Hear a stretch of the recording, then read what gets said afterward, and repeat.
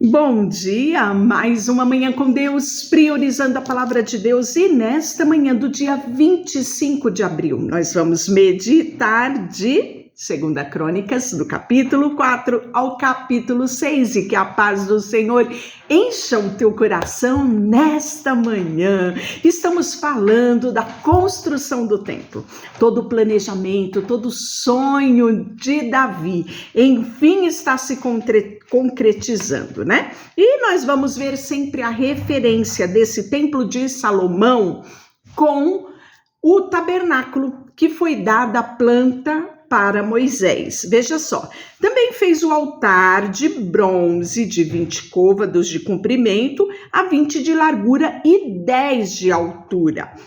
E essa metragem, a especificação do altar de bronze, está onde? Lá em Êxodo 27, 1 e 2, né? Fez também o mar de fundição redondo de 10 côvados, de uma borda até a outra, de 5 de altura, um fio de 30 côvados, era a medida de sua circunferência. Por baixo da sua borda, em redor, havia figuras colossíntidas, 10 de cada côvado, estando em 2 fileiras fundidas quando se fundiu o mar. E aí ele vai continuar, né? A grossura dele era de 4 dedos, a borda como a borda de um copo, como flor de lírios, comportava 3.000 bastos. E aí ele vai trazendo, né, os outros utensílios do templo. Também fez 10 pias e pôs 5 à direita e 5 à esquerda para lavarem nelas o que pertencia aos holocaustos. O mar, porém, era para os sacerdotes se lavarem nele, né? Então você já tem uma ideia aí do que é esse mar de fundição, né? A gente tem esse relato lá em Êxodo 30, do versículo 17 ao versículo 21, né? E depois fez também os 10 candeeiros de ouro, segundo fora ordenado, e pôs no templo 5 à direita e 5 à esquerda. Tá onde? Êxodo 25, do 31 ao 40.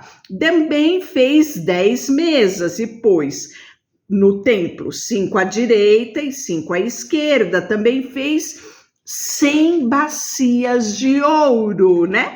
Então, tudo isso, todos esses utensílios está relatado lá em Êxodo 25. Fez mais o pátio dos sacerdotes e as portas deles, os quais cobriu de bronze. E o mar pôs do lado direito para o lado sudeste, né?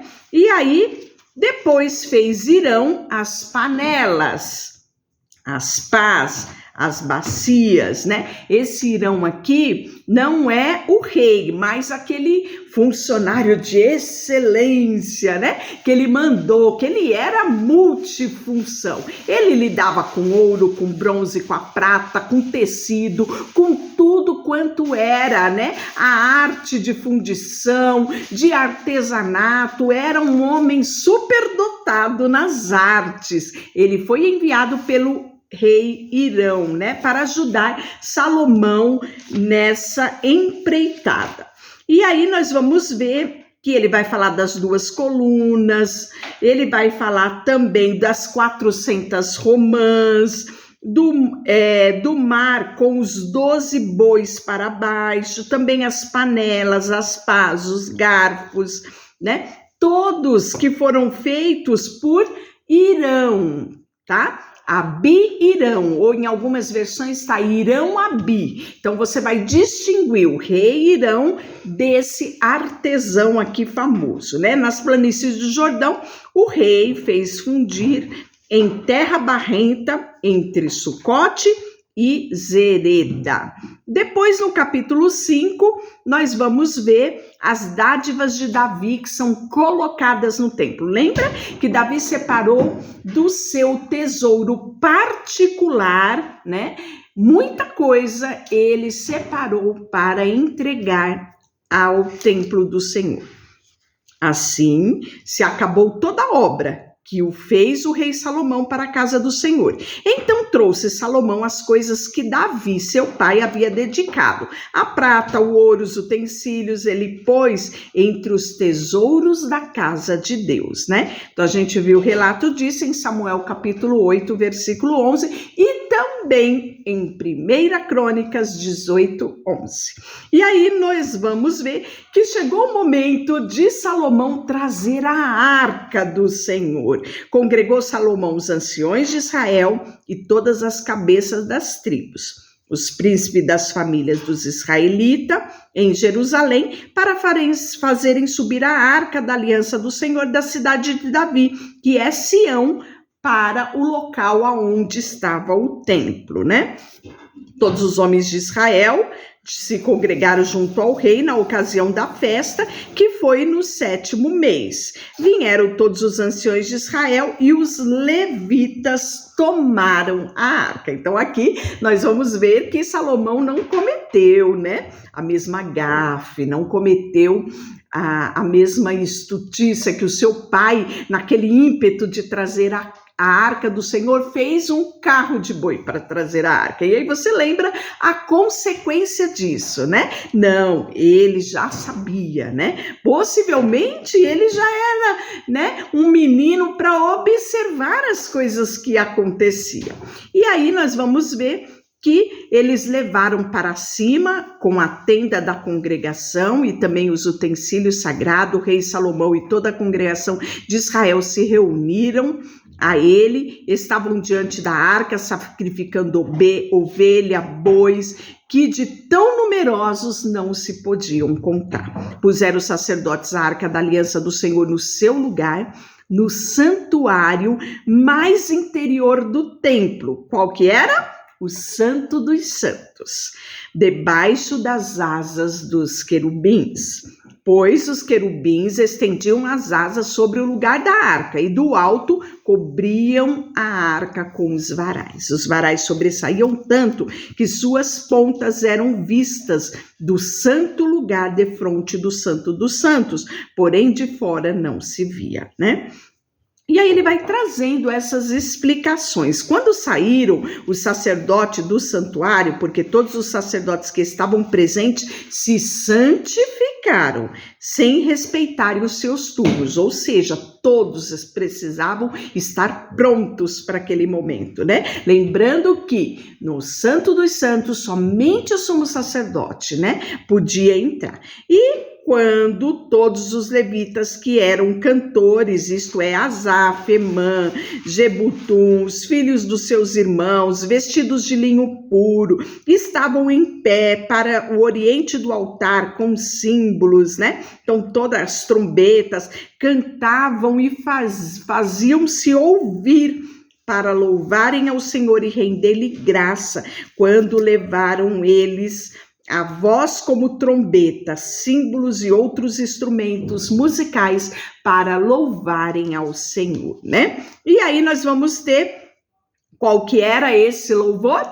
Porque o Senhor é bom, porque a sua misericórdia dura para sempre. Então sucedeu que a casa, a saber, a casa do Senhor se encheu de uma nuvem de glória, de maneira que os sacerdotes não podiam estar ali para ministrarem por causa da nuvem, porque a glória do Senhor encheu toda a casa. Semelhante aconteceu lá em Êxodo 40, 34 a 35. E eu quero fazer uma pausa aqui. Eu fiquei imaginando quão difícil foi para Esdra ou para Neemias, né? Talvez tenha sido um dos dois a escreverem o texto de 1 Crônicas e 2 Crônicas. Então eu fiquei imaginando quão difícil foi para eles escreverem esse texto. porque nós estamos falando de um relato pós-exílio babilônico. Ou seja, tudo tinha sido destruído. Eles voltaram com Jerusalém derrubada, Jerusalém queimada, templo destruído, não é? Tanto é que a função tanto de Neemias quanto de Esdras foram as reconstruções, um do templo, né, da cidade, o outro dos muros. Então, pense só, eles escrevendo quão maravilhoso foi aquele momento, onde a glória do Senhor encheu todo o templo. Um templo que foi sonhado, planejado, sabe, de tanto anseio de Davi. E também de tempo que Salomão dedicou para que esse templo ficasse pronto. E toda a expectativa do povo, dos levitas, dos sacerdotes, que enfim, a arca do Senhor não ficaria mais em tenda, mas ela teria um templo, um lugar. Deus agora não ficaria mais em tenda, mas ele teria sim um lugar de habitação no meio do povo. Triste, não é? Talvez isso aconteça ainda nos dias de hoje. Quantas pessoas param e meditam que um dia usufruíram de uma presença, de uma glória, de um benefício, de um favor, de um poder de Deus sobre as suas vidas. E agora isso parece tão distante. Mas há uma maravilhosa notícia. E qual notícia é essa? Nós estamos falando aqui de um templo físico, não é? Que Deus permitiu que fosse destruído.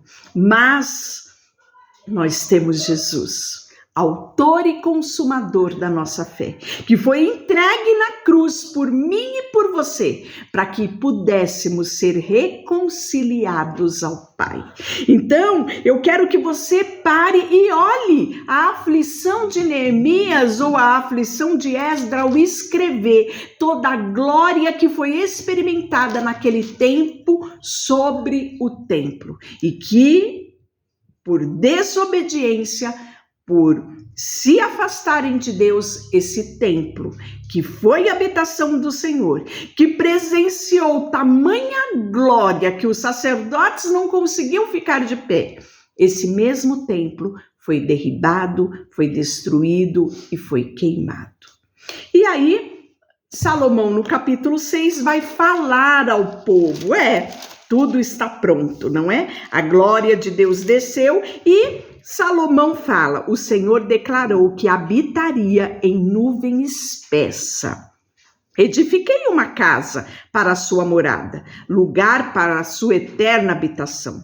Voltou então o rei o rosto e abençoou toda a congregação, enquanto todos se mantinham de pé.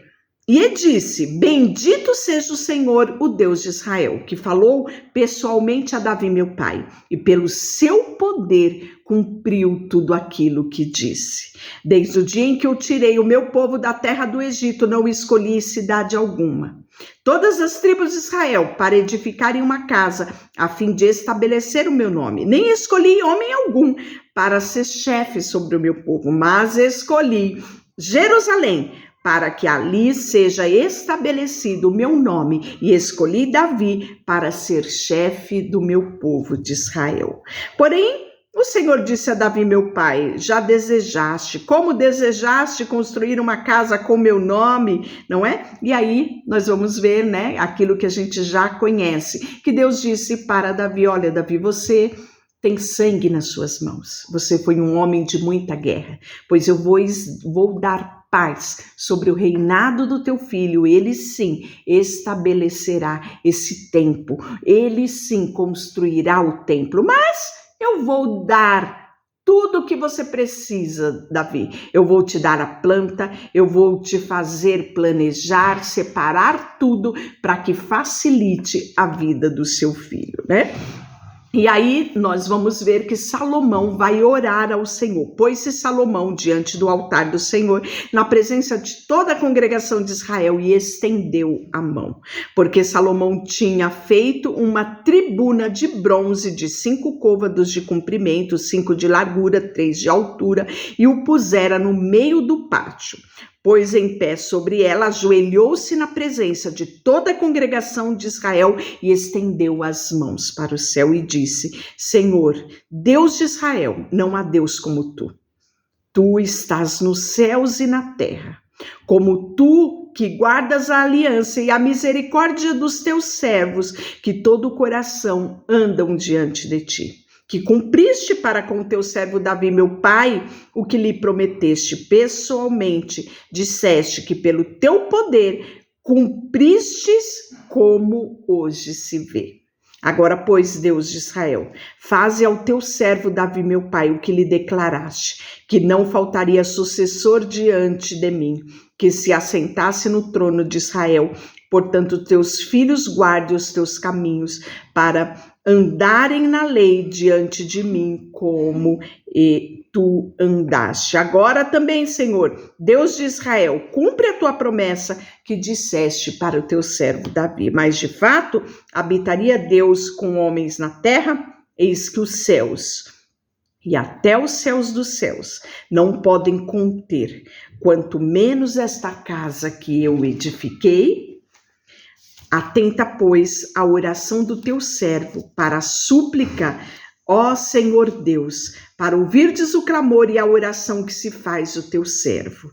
Que os teus olhos estejam abertos dia e noite sobre esta casa. Ouve, pois, a súplica do seu servo. E aí ele começa, né? Aquele texto extraordinário. Quando alguém pecar contra o teu próximo e for exigido que jure, dele vier jurar diante do altar nesta casa, ouve tu do céu, age e julga o teu servo dando paga ao perverso, né? Quando o teu povo, o povo de Israel, por ter pecado contra ti, for ferido diante dos seus inimigos e se converter, confessar o teu nome, orar, suplicar diante de ti nesta casa, ouve tu dos céus, perdoa o seu pecado, perdoa o povo de Israel e faz-o voltar à terra que lhe deste aos teus pais. Olha só, né? Parece que Salomão estava sendo usado, estava sendo usado por Deus para tempos longínquos, aonde esta palavra se cumpriria, né? E aí ele fala, quando os céus cerrarem e não houver chuva, por ter o teu povo pecado contra ti, e orar a ti neste lugar, e confessar o teu nome, converter-se dos seus pecados, né? Ouve tu dos céus, perdoa o pecado dos teus servos, né? Quando houver fome na terra, aí ele vai repetir a mesma coisa. Então ele traz diversas situações difíceis e fatalidades que poderiam acontecer ao povo, mas ele queria deixar registrado que se o povo se humilhasse, se voltasse para Deus e clamasse a Deus naquele lugar, o Senhor o ouviria e o restauraria na sua sorte, né? E aí nós vamos ver que ele vai trazendo essa longa oração, que eu sugiro que você leia detalhe por detalhe desta oração, né? É uma das orações mais famosas que nós temos na Bíblia, essa de Salomão, né? Porque ele traz situações que vão ser vividas de perto pelo povo. Quando o teu povo sair à guerra contra o seu inimigo, pelo caminho por que enviaste, orarem a ti, voltando-se para esta cidade que tu escolheste, para ser a tua casa que edifiquei ao teu nome, ouve tu dos céus a oração e a súplica e faze-lhe justiça. Quando pecarem contra ti, pois não há homem que não peque, e tu te indignares contra ele e os entregares nas mãos dos seus inimigos, a fim de que leve cativa uma terra longe ou perto que esta esteja, e na terra onde forem levados, caírem em si e se converterem, e na terra do seu cativeiro, suplicarem dizendo, pecamos perversamente, procedemos mal e cometemos iniquidade, e se converterem a ti de todo o seu coração, de toda a sua terra, na terra do seu cativeiro, para onde foram levados cativos, orarem, voltados para esta terra, e dos teus pais, para a cidade que escolheste, para a casa que edificaste no teu nome. Ouve tu dos céus, do lugar da tua habitação a súplica, e faze-lhe justiça. Perdoa o teu povo que houver pecado contra ti. Deixa eu orar por você, Senhor, nesta manhã. Colocamos o nosso coração diante de ti.